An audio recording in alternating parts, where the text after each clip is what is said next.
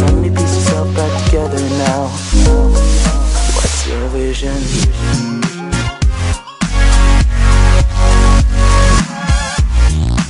A comeback right now. Now, I said 100 years. Obviously, Planet X goes way back beyond that, but you know, it didn't really start coming to the surface until really, from what I've researched, from 1900 until now is when it really started coming to the surface. And more specifically, it seemed like after 1970 into the mid-'80s, it was really talked about, and then it disappeared, and now it's making a comeback. So let's just take a moment and talk about, because I believe Planet X is tied into the sixth seal in Bible prophecy. I believe it is probably almost sure what causes that sixth seal. But could you just let's open it up there, sure, and let's talk about Planet X, and just give me all you know on the subject. And where did it start with you? That'll take a couple of months, but let's just scrape on the surface today. The bottom line is you run with it, brother. Here's like I say, I've been involved. I literally have been a federal witness, a sworn federal witness in several major inquiries. I'm talking top secret investigations. I actually worked with and completed reports for the Senate Intelligence Committee. I have worked for and with cooperatively some of the few, I use that word, honest senators and congressmen. One was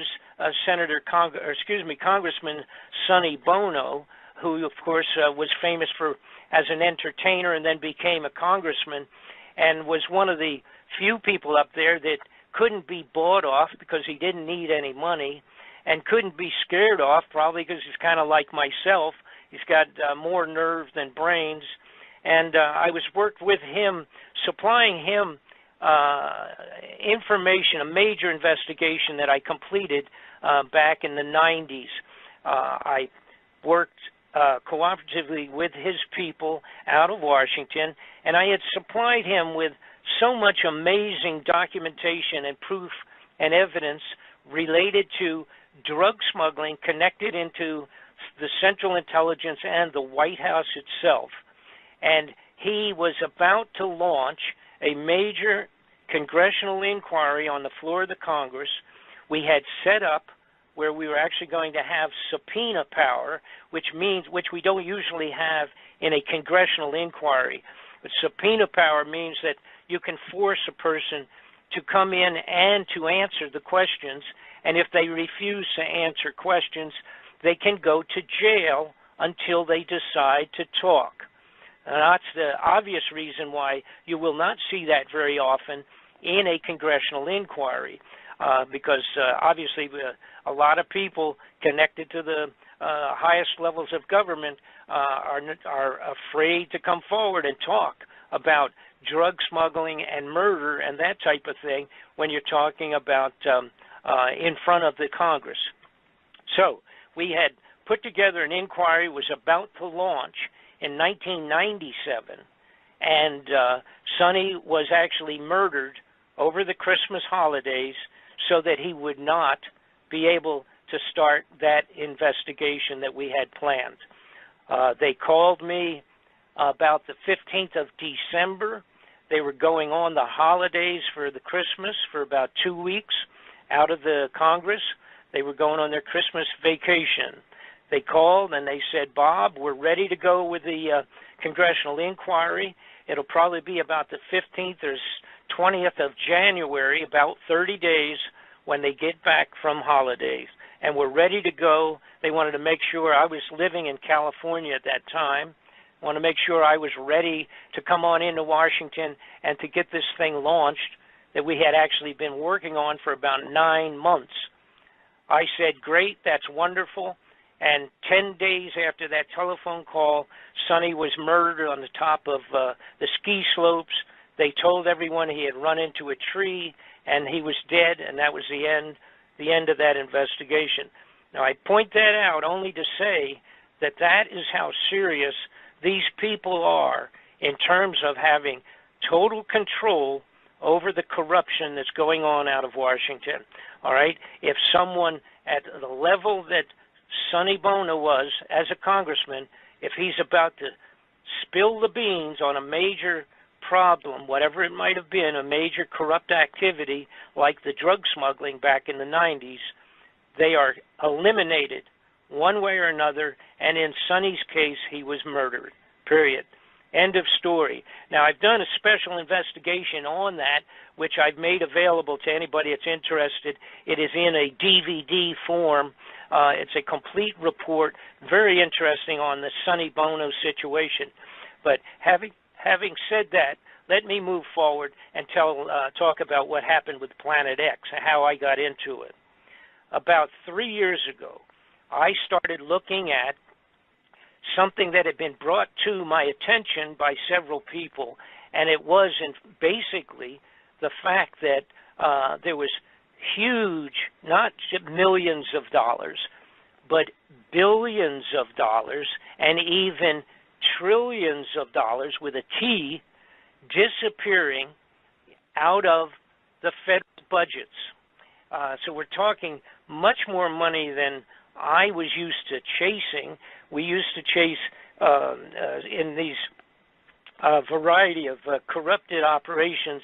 You chase a million or 10 or even $20 million trying to track that down. When they would, it would show up, let's say, disappeared out of a budget. But a couple of years ago, a fellow named Donald Rumsfeld, who was in charge at that time at the Defense Department, he came forward during a congressional inquiry, and he said that $2.3 trillion had vanished from the Defense Department budgets over a period of a few years. Now, the amount we're talking about now, by the way, 2.3 trillion is the equivalent to writing a check to every man, woman, and child in the United States of America for about $5,000. That's how much 2.3 trillion is. And Donald Rumsfeld, very calmly sat before the Congress and said that that money was missing. They didn't quite know where it was, coming out of defense budgets. Well, the senators and the congressmen, of course, were set back on that. You know, I mean, they're, like I say, they're used to stealing a few million here and there. But when you start talking that kind of money, that's pretty serious. Now, what happened, coincidentally, and it is not coincidental, but what they claim to be a coincidence, that was about 1 day or 2 days before the 9/11 terrorist activity in New York and in the Pentagon. So when 9/11 took place, a day or so after Donald Rumsfeld admitted that they had lost $2 trillion, obviously we never heard the story again. It just disappeared into the smoke of the Twin Towers building in New York City. So the announcement was rather well timed because it just vanished.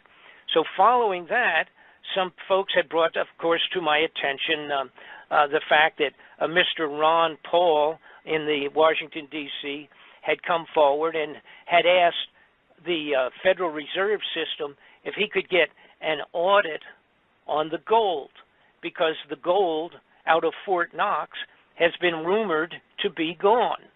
It is gone. There is no gold in Fort Knox any longer.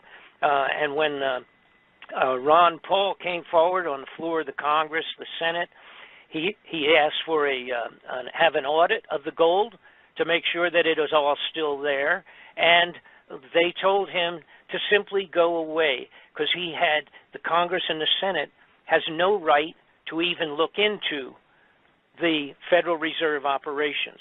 They cannot request. We cannot request through the Senate or the Congress an actual legitimate audit of all the Federal Reserve gold that supposedly is in Fort Knox.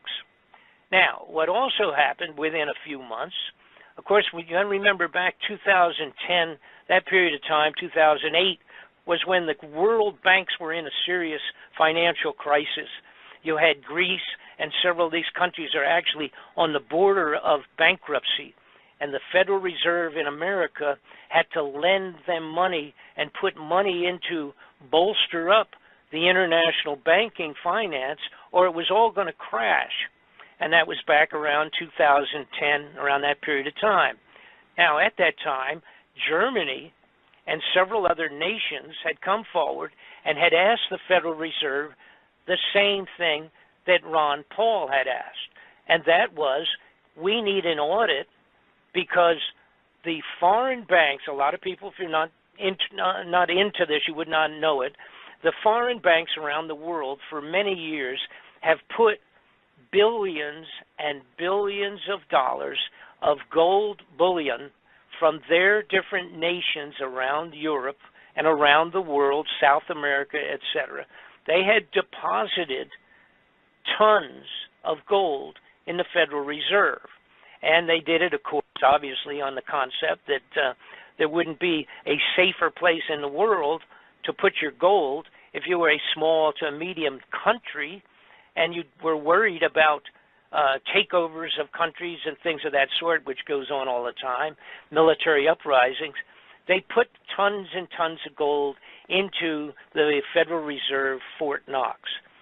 When Germany and 6 or 8 other nations came forward in about 2013, 2011, that period of time, they came forward and they said, we need to take some of our gold out of Fort Knox and put it back into our own reserves here so we can stabilize our financial condition. Guess what happened? The Federal Reserve System told those countries that they could not have any gold out of Fort Knox.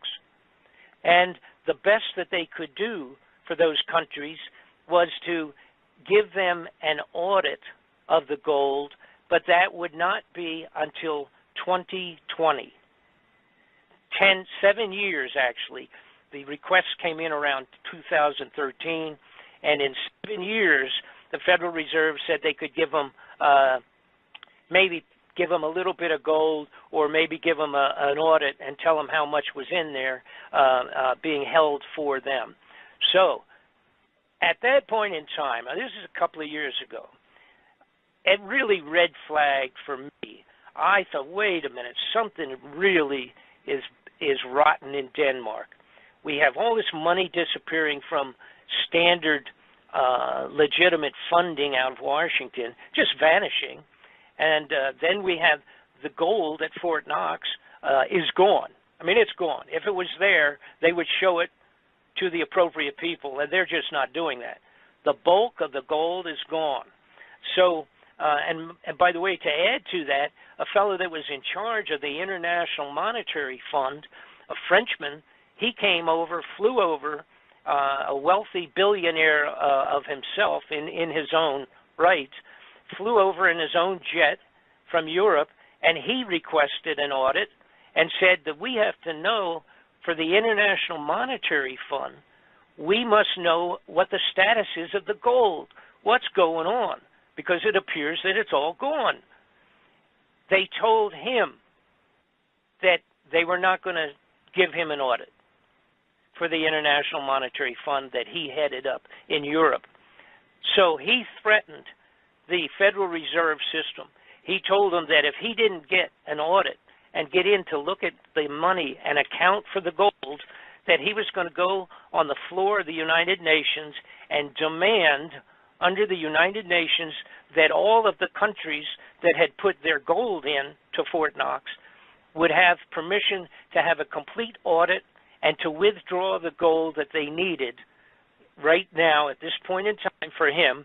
A couple years ago this was, that he wanted to have an audit or the gold itself taken back out of the system, and that he was going to force it on the floor of the United Nations. Well, the following week, 2 or 3 days after that threat to the Federal Reserve out of in New York City, while this gentleman was still in New York City, actually on his plane, getting on his private jet to fly back to Switzerland, to Geneva, wherever he was going at that time, the local New York State Police Department pulled him off his plane, had him arrested on the basis that he had sexually attacked and chased a maid from the hotel he was living in New York City, and had sexually harassed a maid, and they were arresting a billionaire, and they were going to put him in jail in New York City. And the deal that was cut was that if he would shut up his mouth, they would permit him to go home and get on his plane if he didn't bother them about the gold any longer. And so here you have a billionaire in charge of the International Monetary Fund, distribution of money throughout Europe, is arrested with a ridiculous charge. I say ridiculous because I would have to assume that a billionaire that's paying $1,800 a day for a hotel room and flying his own jet with his own crew from Geneva, Switzerland to visit New York is probably not chasing the maid around his hotel room. Of course, he said he wasn't, but that was the end of it. They scandalized this fella, put him back on the airplane, and sent him back to Europe without any information on the gold. So, as I say, to get back to my own situation, I right away I realized, when you're talking about trillions of dollars vanishing, and then you look at the rest of the scene, for example, changes that had taken place for 20 years with the space program being very, very different from what it originally was, and the expansion of what they called continuity of government within the United States, and the fact that they were arming the police departments with military weapons all over the United States, it started to really bother me. It was a matter of what is going on? What is it that would cause these guys, who usually steal what they want to, cover it up, and build them a new home in Tahiti or something for vacations and get away with it? But now they've changed direction. They were doing something else, because you cannot even money launder $1 trillion. If you were the biggest drug smuggler, an arms salesman, you can't money launder $1 trillion. It's impossible. I mean, you could break it down into hundreds of millions, but it's just not what I refer to a common thievery of money that might take place out of a criminal offices in Washington, D.C. It didn't make sense. And then I remembered in the 90s, I had several people contact me, and they said, Bob, I have films of the construction of underground facilities all over the United States. And that came to me from several people. Some of them were truck drivers who told me fantastic stories about having an 18-wheeler, 40-foot truck filled with foodstuffs being delivered into a government facility, and they would follow the map where they were supposed to go, and there was nothing out there. Let's say it was outside of Texas in the desert area, and they would go, and the side of the mountain would open up, and they would drive down inside of a mountain, and it would close behind them.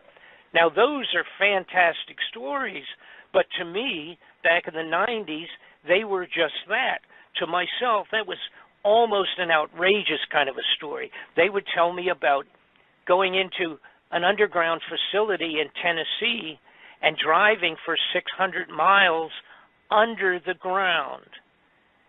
Those things were a little mind-boggling and pretty fanciful type of a report for me. So I kind of put it on the back shelf. These people sent me pictures, and they sent me what were video VHS videos at that time, back in the 90s, and but I didn't know what to make of them. It didn't mean anything, so I sort of put it on the side burner, so to speak, the back burner. But now this is about 3 years ago, I finally I started putting all of the dots to connected all of the dots. And what had taken place in approximately 83, apparently with the launching of a new infrared telescope being put way out in the far reaches of the solar system. Apparently, Planet X, or the planet called Nibiru, which is mentioned in all the biblical writings, it's mentioned in all Bibles and scriptures from many foreign nations. It's mentioned in historic writings of the Chinese emperor 2,000 years ago. It's written on the side of the walls of temples that were 4,000 years old. There was a study done a while back of the clay tablets that were from Sumeria that had been completely broken down and analyzed by a man named Sitchin, S-I-T-C-H-I-N, and he had deciphered clay tablets. There's 25,000 of these tablets. They actually went back 4,000 years, and they described Nibiru, the planet X, and its relationship to coming back like Halley's Comet, coming back and going around the sun every once in a while and then going way back out again in orbit, way out past Pluto, and coming back again in a couple thousand years. And this coincided with the biblical talk. It was called wormwood in the Bible, and it's described in, like I said, a whole multiple of whether they're not necessarily all Christian writings, but nonetheless these are biblical scriptures of sorts coming from around the globe. 2,000, 1,000 years ago, 2,000 years ago, 4,000 years ago in the case of the Sumerian clay tablets. So what they described is Nibiru being a planet in a huge elliptical orbit, similar to that. Like I say, I compare it to Halley's Comet that comes by every 75 years. There's another comet that we recently discovered that came around in 1997. That was called the Hale-Bopp Comet. It is similar to Halley's Comet, except that the orbit that the Hale-Bopp Comet is in has been calculated to be 4,200 years. Now that's 600 to 800 years longer than the proposed orbit of Nibiru, or Planet X. So originally I thought, wow, you talk about 3,000 year, 3,600 year orbit of a planet. That's really amazingly large. I thought almost that was ridiculous. But once I realized and got into it and found out that we did have the Hale-Bopp Comet of 4,000 years, well, then that took my excuse, looking like it was a crazy number, that just erased that. So I started studying the people that really have been into studying the planet X or Nibiru for many, many lifetimes, or a long time, or following up on other people's studies. And there's several people that have spent their entire last 30 or 40 years just studying the astronomical potential of Planet X. Now, and get back to where I was. In 1983, apparently it was discovered sufficiently that scientific people at a very high level came into President Reagan and George Bush, the vice president, and in the 50s and the 60s. But apparently in around 83, Ronald Reagan and his people were told that this is on its way back in and that it had been discovered, and now what are we going to do? All right? So at that point, it changed everything in Washington. And what you had now was this handful of large numbers of, I'm going to refer to them all as, excuse me, criminal, corrupted persons out of government, and they decided that what we have to do, obviously, is if this thing's coming back, we've got to expand underground facilities that are going to hold enough people so that our families and our immediate, most important, wealthy people of the United States are going to have a place to hide.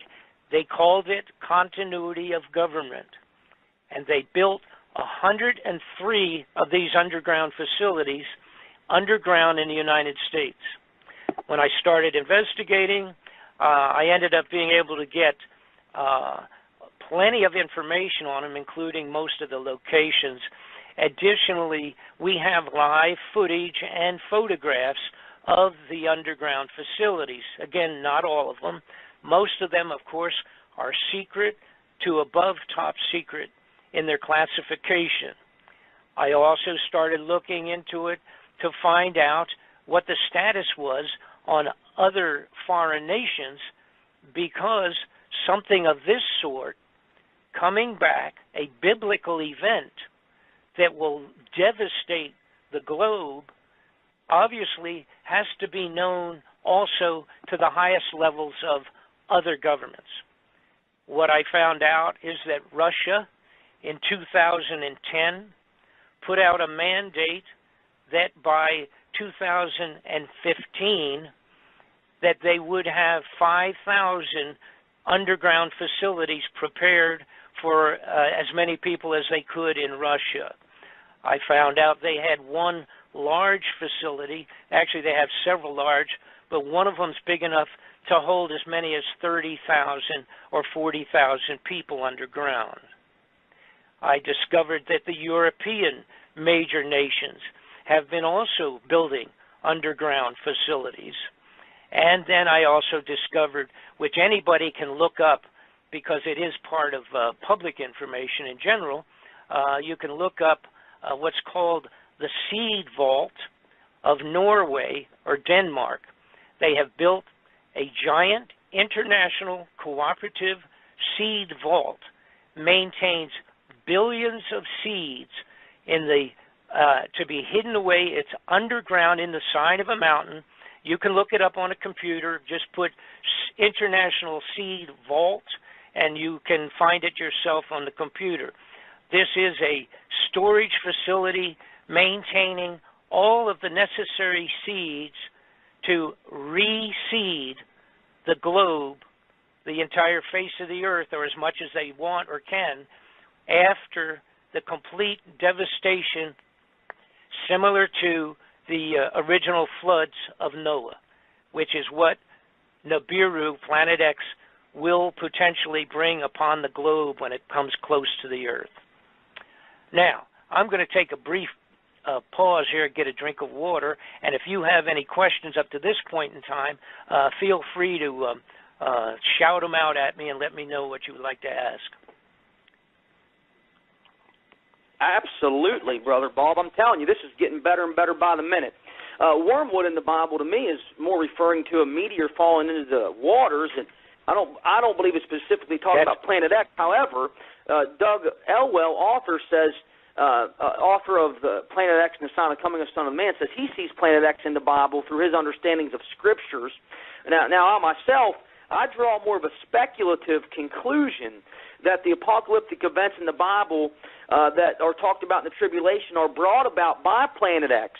I can't say I can see it clearly in the Scriptures, although I do believe it can be theorized that Planet X is the cause for some of the biblical events talked about concerning Bible prophecy, and that's I do have that theory because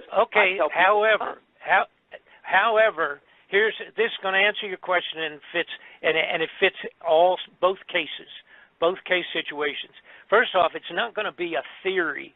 All right, it's been researched sufficiently that the Planet X has come around several times in the past. Now, and when it has happened, it has varied in the degree of devastation. However, it has come around several times, and this is documented geologically, etc. But here's what you're looking at that fits both, or actually 5 situations, if you will, but at least the 2 that you mentioned. And it's not a matter of theory in terms of the wormwood and meteors falling. Sure, because that's scripture right there. That is going to happen. Right. And now I'm going to tell you exactly how it's going to happen according to putting together all of the dots, connecting all of the dots, not only political, historical, biblical, and non-biblical scriptures written on the top of the mountains by the Tibetan monks that recorded it when it came around, and the emperors of China that wrote it down. And it's a fellow named Gil Brouchard who has done unbelievable, wonderful investigations on the biblical side of this and can explain a day-to-day description of when it has passed previously and what had taken place and what will take place once again when it passes around the sun and back out. Gil has been on the show. Okay, you know Gil, you know his work. I am completely in line with about every single thing that Gil has come up with, but the only difference between he and I is that I brought in all of the other dots. I've connected the politics, the money, the theft, the fraud, and the corruption, and put it all together, the underground facilities that have been built by these people, stealing your money and our money to build them, by the way. You know, billions of dollars under the ground in these facilities. They're so huge, they would take your breath away. Now, let me get back to my point, though. Here's the basics of what is described to most likely take place, and this relates to the scriptures, and I'm calling it that because it's just written word, not only biblical, but of all other ancient scribes that have put all this down in black and white, so to speak, going back many years, when they have actually, some of the people that had survived the previous passes and wrote about it and inscribed it in clay and did it in bronze castings and things of that sort, describing what took place. And of course, they didn't understand what it was, but they described it exactly as it most likely will happen again. Now, here's where it fits into wormwood and the meteor falling into the water and all of that. That's all obviously written in reasonably plain words in the Bible, so to speak. You don't have to draw too many wild conclusions about what's being described as things splashing into the ocean, etc., and causing great tidal waves, by the way. Tidal waves are going to be unbelievable, tsunamis when this comes around. But it will also be, part of that will be like Noah's flood, and it will be this planet, which is calculated to be 5 times the size of Earth, will have a gravitational effect on the Earth that hasn't been seen since it came by the last time. Now, here's what basically will take place. When it comes back around, it will come in, and this is even according to Gil Brouchard's wonderful work that he's done. It will come in and circle around the sun. It will go behind the sun. When it does, you have to remember this is going to be similar to what we see when we watch the Halley's Comet. When it goes by around the sun, but it's way, way, way out, and it's basically that's just a frozen snowball, to make a simple description of it. So it comes around the sun. It has a long tail behind it, dragging behind it, goes around the sun, goes back out in a short time later, and goes back out for 75 years, not to return again for 75 years. The Hale-Bopp comet that I mentioned earlier does exactly the same thing, but it was bigger, by the way, than the Halley's Comet, and it drags its tail around behind the sun and then goes back out again, heading towards the far reaches of the solar system again. Now, when Planet X or Nibiru comes around, the difference is, number one, it is a solid mass 5 times the size of Earth. It will cause an eclipse of the sun for a period of time. it has 3 or 4 planets that are actually, I'm going to refer to them as moons, that travel with it and travel around it, similar to the situation with our moon relative to Earth. The moons will be dragged around with Nibiru at the same time, and then we will have a tail of debris being dragged along, gravitationally sucked along behind this the primary planet Nibiru. When it comes by, it will travel behind the sun. The Earth, on its regular rotation around the sun, will in fact pass through the tail of Nibiru. When it does that, you will have the equivalent of the biblical meteorites that fell upon the earth in hail and brimstone. They didn't know how to describe it, but basically we're going to have flaming meteors of different sizes, meteorites, crashing. Actually, we will be crashing through that debris. It will take about an hour travel time to pass through it.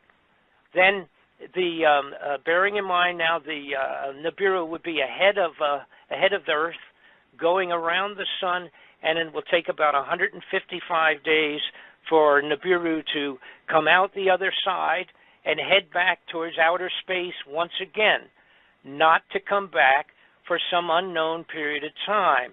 Now, there's a debate between 2 or 3 different groups of people that have been studying this, and that's okay, because it doesn't affect the bottom line on this. The debate is whether it comes around in 3,005 or 3,600 years, or if it comes around 350 years, which is closer to the figure that Gil Broussard believes in, doing his studies. And he has very good information to back that potentially up in terms of the numbers of years. All right, so here's what I'm saying, where it doesn't make any difference to you and I.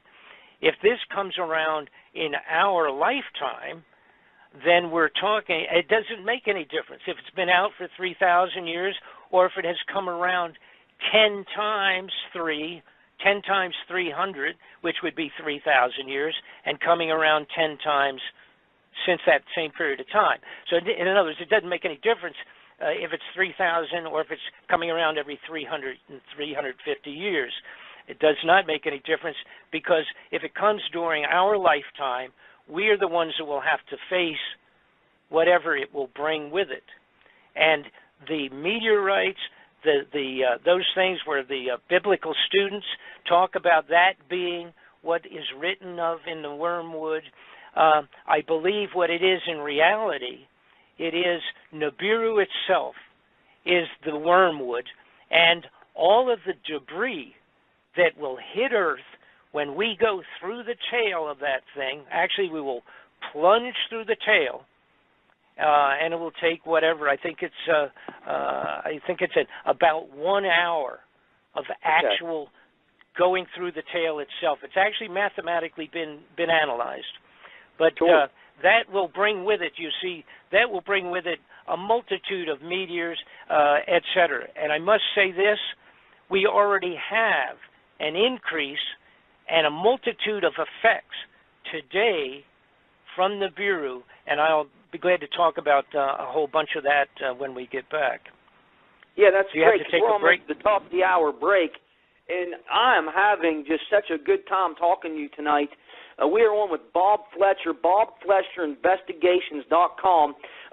Just in 5 minutes, we're going to hit a break. But before we do, I want to talk about one more thing. And then when we come back from the break, I've already talked pre-show with Brother Bob about doing some questions.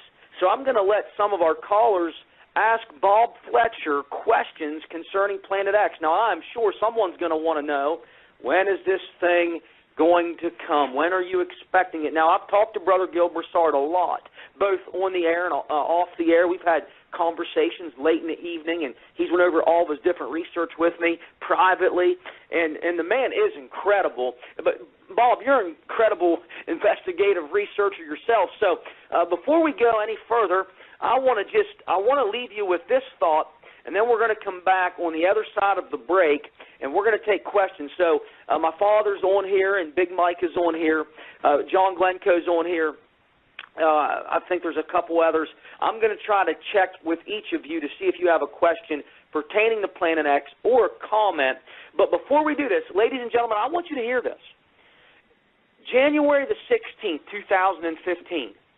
Oh, before I say this, and this is important, if you want to hear Donald Rumsfeld for yourself announce to the world that $2.3 trillion went missing, you can hear that on YouTube. It's chronicled. That's a matter of record. I mean, you can pull the video up on YouTube, and you can watch it for yourself.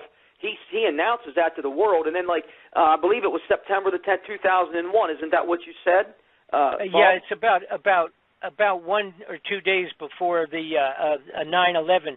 And by the way, everything that I'm talking about and many, many more items of extreme importance, totally just on this incoming of Nibiru and Planet X, the return, is in a double DVD that's available to everyone. I worked 3 years putting it together. It's extraordinary in the content. Live, we have Donald Rumsfeld's on there, but I have live pictures. I have even pictures of the Chinese underground facilities, the Russian underground facilities. I have everything covered. I have even the Vatican's side to this thing because they're aware of it and they are part of keeping it secret. I have everything that you would ever ask in a question has been answered on our DVD, and it is available to everyone through my website. But I'm going to get off now, and you go ahead, and when you want to have some questions, I'll be glad to answer them. If I can't answer them, I'm just going to tell you that I can't. But I will probably be able to answer any questions you have. Awesome, and that DVD is available at BobFletcherInvestigations.com. Now listen, when you go to BobFletcherInvestigations.com, you are going to see a lot more than just a DVD there. I mean, you read the articles and the reviews that people have written on his website for yourself. They're right there in plain English. You can see what people are saying about Bob Fletcher's investigation. But listen, before we take the break, and we're going to do that here in just a couple minutes, it's 10:57 East Coast time, Interstellar Realities Radio, blogtalkradio.com/Interstellar Realities. Before we take the break, I want to leave you with this. It was January the 16th, 2015. Space.com, okay? Now, we're not talking about BelieveAlie.com or Gullible.com or DopeyTheDwarf.com, okay? And if those websites are real, I'm not trying to be critical of those websites, but that's just to prove a point. Space.com is a very credible website. I mean, this website may not be the most credible in the world, I don't know, but I know that they put some good information on it. It's trafficked a lot by a lot of people. January the 16th, 2015. Here's the article. Space.com. Mysterious Planet X may really lurk undiscovered in our solar system. Now, that alone is curious to me because at one time, 6, 8, 10 years ago, you were laughed off the face of the earth almost. You were laughed to no end. People laughed at you if you mentioned Planet X. The mainstream denied it. NASA had scientists on YouTube deny it. No way, hee, ha, ha, can't exist. Forget it. But now, all of a sudden, in the last couple of years, and I was down in my dad's house, sitting around the kitchen table with my dad, the kitchen counter, when CNN started talking about the possibility of these planets. They started announcing a new planet and all this stuff. And I said, Dad, don't you remember when we were, and I called Pastor Shannon Russ, and I said, when I was researching Planet X back in 07 and 08, people that were into Planet X said, listen, right before this thing starts appearing, they're going to start leaking it out slowly. Back then, they were denying it vehemently. But today, they're leaking it out slowly. So back up to January 16th, 2015, an article on Space.com. Mysterious Planet X may really lurk undiscovered in our solar system. And I'll just read a couple lines of it. We're going to hit the break and bounce back. It says this, Planet X might actually exist, and so might Planet Y. At least 2 planets larger than Earth likely lurk in the dark depths of space far beyond Pluto, just waiting to be discovered. A new analysis of the orbits of extreme trans-Neptunian objects suggests. Okay, Can't say anything else. I hope that's a cliffhanger for you. We're going to be back with more on this article and much, much more from Brother Bob Fletcher. This is Interstellar Realities Radio. Friend, I was once again tucked away in the Appalachian Mountains of western Pennsylvania. We are live with Bob Fletcher. My dad is now live with us as well. We have red mics on Dad, red mics on Big Mike. Brother John Glencoe, I see you out there, and I want to get to you, my friend, too, as soon as we can. But, Dad, Big Mike, you're on live now, and you've heard Bob talk here for the last hour.